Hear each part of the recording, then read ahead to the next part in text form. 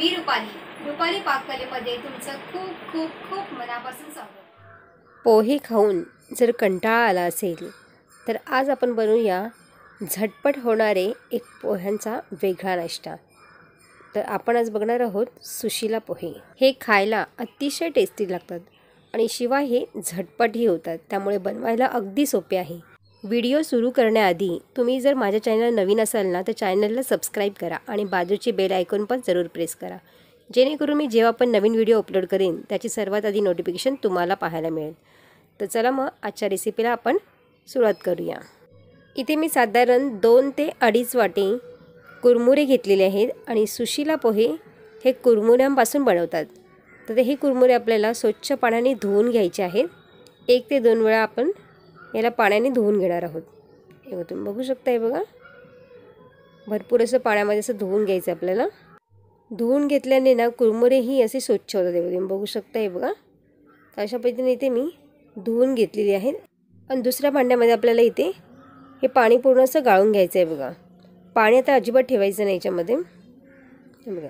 आणि कुरमुरे आपले छान असे नरम होतात, तुम्ही पाहू शकता, हे बघा मी पूर्ण हे गाळून घेतलेलं आहे। आता एका कढईमध्ये आपल्याला 2 ते 3 चमचे तेल घालायचं आहे। तेल आपलं व्यवस्थित गरम झाल्यावरती याच्यामध्ये आपण घालणार आहोत 1 चमचा मोहरी छान अशी तडतडू द्यायची आहे बघा। छान फुलली ना की त्याचा फ्लेवरही खूप छान येतो याच्यामध्ये। तुम्हाला जर जिरं आवडत असेल तर तुम्ही या ठिकाणी जिरं घातलं तरीही चालेल, हे बघा। पण मी ते जिरं न घालता फक्त मोहरी घातलेली आहे।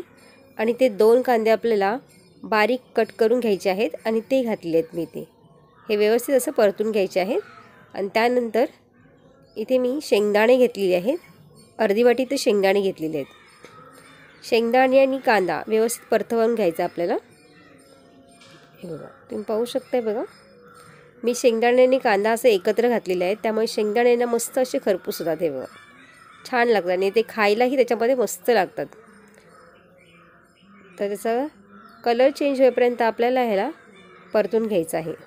कांदा शेंगदाणे परतून झाल्यानंतर आपण याच्यामध्ये एक मीडियम साईजचा बटाटा घातलेला आहे। बारीक स्लाइस करून घ्यायचे ते बघा, त्याचे बारीक करूनच घ्यायचा हा बटाटा, त्यामुळे बटाटा हा पटकन शिजला जातो। तुम्हाला जर हिरवे मटर आवडत असेल ना तर तुम्ही ह्याच्यामध्ये हिरवे मटर घातलेत ना तरीही चालतील, ते पण खूप छान लागतात। तुम्ही पाहू शकता इथे मी 2 मिरच्या कट करून घेतलेल्या आहेत, त्या घालायच्यात आपल्याला। तुम्हाला जर तिखट जास्त आवडत असेल तुम्ही एखादी मिरची जास्त घालू शकता। कढीपत्ता घातलेला आहे आणि पुन्हा आपल्याला असं व्यवस्थित असं मिक्स करून घ्यायचं आहे। हे सुशीला पोहे ना करण्यासाठी अजिबातही वेळ लागत नाही आणि खायला ना खूप टेस्टी लागतात। तर तुम्ही ह्या रेसिपीला एकदा नक्की ट्राय करून बघा। 2 मिनिटांनंतर आपण बघूया, बटाटा हा आपला चांगला शिजला गेलेला आहे आणि याच्यामध्ये आपल्याला चवीनुसार मीठ घालायचं आहे। पोहे हा प्रकार आपण नेहमीच करत असतो, तर आपण आज मस्त छान असे सुशीला पोहे केलेले आहेत। तर तुम्ही नक्की ट्राय करून बघा, तुम्हालाही आवडतील।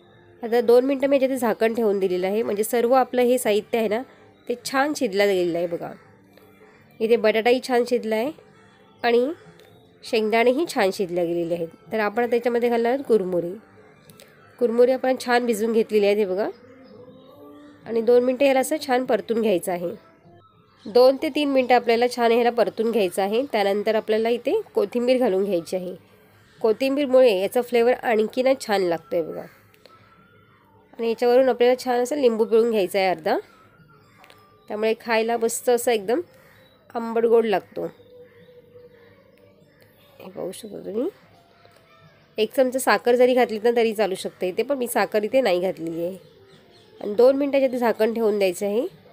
सगळे फ्लेवर या कुरमुऱ्याला असे व्यवस्थित लागले गेले पाहिजेत। पोहे आपले छान आता इथे झालेले आहेत आणि गॅस आपल्याला बंद करून घ्यायचा आहे आणि आपण प्लेटमध्ये इथं घेणार आहोत, हे बघा तुम्ही बघू शकता, बघा इथे आता छान असे खाण्यासाठी सुशीला पोहे तयार झालेले आहेत। तर तुम्हाला ही रेसिपी कशी वाटली मला कमेंट्स करून सांगा। आवडल्यास लाईक करा, शेअर करा आणि माझ्या चॅनलला सबस्क्राईब केलं नसेल तर सबस्क्राईब करा। पुन्हा भेटू अशाच एका नवीन रेसिपीमध्ये, तोपर्यंत मस्त खा आणि स्वस्त राहा।